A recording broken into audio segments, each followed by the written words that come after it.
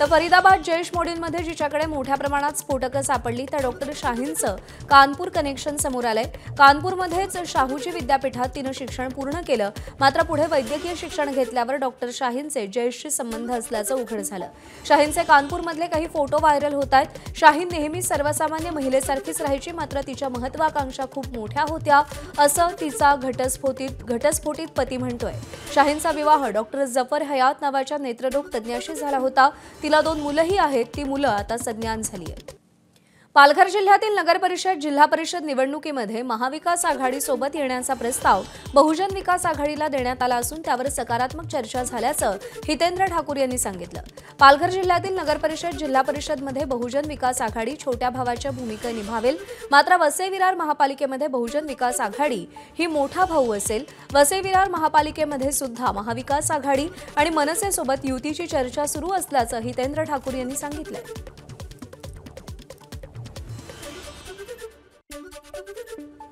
सोबत बहुजन विकास आघाडीचे अध्यक्ष हितेंद्र ठाकूर आहेत। काय सर सांगाल की पालघर जिल्ह्यामध्ये बहुजन विकास आघाडीने युती केलेली आहे शिवसेना काँग्रेस NCP सोबत, काय आहे तडजोड? पवार साहेबांची राष्ट्रवादी, उद्धवजींची शिवसेना, काँग्रेस, कम्युनिस्ट या सगळ्यांशी चर्चा चालू आहे आणि जिकडे ज्याचं जसं शक्ती आहे नगरपालिकामध्ये त्या प्रमाणामध्ये निवडून येणारे उमेदवार म्हणजे कोणतेही रुसवे फुगवे हट्ट मान अपमान टाळून योग्य प्रकारे युत्या करा। जिकडे स्वबळावर लढायचं असेल तिकडे स्वबळावर लढा अशी सूट देण्यात आलेली आहे। 2 पावलं मागे टाकण्याची तयारी सगळ्याच पक्षांनी घेतली पाहिजे। सन्मानजनक तोडगा कसा काढता येईल हे बघा, एवढं बोलणं झालेलं आहे। पालघरमध्ये आपली भूमिका काय असेल की लहान भावाची का मोठ्या भावाची? नाही, जिकडे लहान भाऊ आहेत तिकडे आम्ही लहानच भाऊ असणार, जिकडे आम्ही मोठे भाऊ आहेत तिकडे मोठे भाऊच असणार। वसई-विरार शहर महानगरपालिकेची ही निवडणूक होऊ घातलेली आहे, आरक्षण सोडत झालेली आहे, तिकडे काय भूमिका असणार आहे? पुन्हा एकत्र येऊन चालणार आहे का? त्यात मनसे पण असणार आहे का?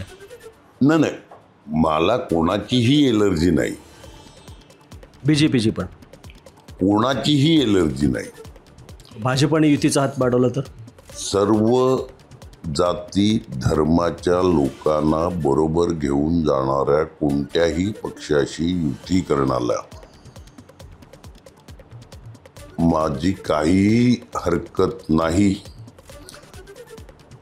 सर्वसामान्य माणसाला न्याय कोण देऊ शकतो? उमेदवार, असेच उमेदवार असले पाहिजेत। भंडाऱ्यात नगराध्यक्षपदावरून शिंदेच्या शिवसेनेत चांगली स्पर्धा दिसून येते। एका बाजूला आमदार नरेंद्र भोंडेकर यांच्या पत्नी अश्विनी भोंडेकर या शर्यतीत आहेत, तर दुसऱ्या बाजूला पक्षश्रेष्ठी हा निर्णय इलेक्टिव्ह मेरिटनुसार घेतील असा विश्वास कार्यकर्त्यांनी बोलून दाखवला। सुरुवातीला 6 महिला इच्छुक उमेदवार स्पर्धेत होत्या, मात्र आता त्यातील 3 महिलांची नावं पक्षश्रेष्ठींकडे सुचवण्यात आली आहेत। सर्वेत ज्यांचं नाव समोर येईल त्यालाच नगराध्यक्षपदाची उमेदवारी मिळेल असा विश्वास शिंदे सेनेचे भंडारा गोंदिया जिल्ह्याचे संपर्क प्रमुख संजय कुंभलकर यांनी व्यक्त केला आहे। इलेक्टिव्ह मेरिट्सवर जे कोणी सर्वेमध्ये पुढे येईल त्यांना आम्ही तिकीट देऊ। कोण जे लोक आता बोलत आहेत की नाही भोंडेकर साहेबांनी आपल्या पत्नीला तिकीट दिलं, हे एकदम चुकीचं आहे। इलेक्टिव्ह मेरिट्स डॉक्टर अश्विनीताई भोंडेकरमध्ये असतील आणि त्या सर्वेमध्ये सगळ्यात पुढे असतील तर नक्कीच आम्ही त्यांना तिकीट देऊ। मुख्यमंत्री देवेंद्र फडणवीसांच्या नाशिक दौऱ्याच्या पार्श्वभूमीवर काँग्रेसचे प्रदेश सचिव राहुल दिवे यांना नाशिक पोलिसांनी नोटीस बजावली आहे। मुख्यमंत्री देवेंद्र फडणवीस यांचा ताफा अडवून STP प्लांट विरोधात निवेदन देण्याचा इशारा त्यांनी दिलाय। तर बुधवारी टाकळी परिसरातील प्रस्तावित मलनिस्सारण प्रकल्पाच्या विरोधात राहुल दिवे यांनी आंदोलन केलं होतं।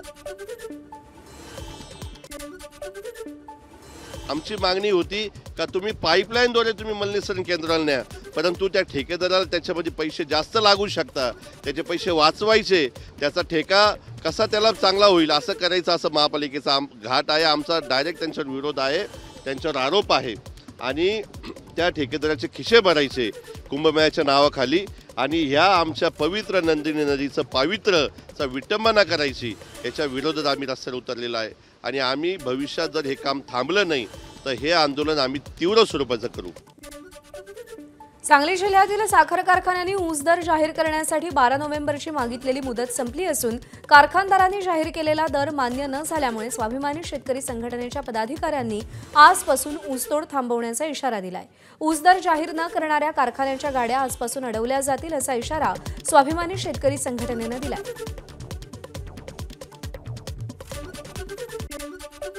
साखर सम्राटांना आमचा आव्हान आहे, इशारा आहे की तात्काळ दर जाहीर करा, संघटनेच्या मागणीनुसार दर जाहीर करा, अन्यथा आंदोलन अटळ आहे, संघर्ष अटळ आहे, रस्त्यावर उतरावं लागेल आम्हाला आणि ते रस्त्यावरचा संघर्ष स्वाभिमानीला नावा नाही.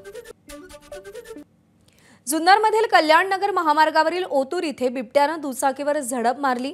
चालत्या दुचाकीवर झडप मारल्यानं परिसरात भीतीचं वातावरण आहे. सीताराम निलेश ढोके असं जखमी शेतकऱ्याचं नाव असून ही घटना सीसीटीव्हीत रेकॉर्ड झाली आहे.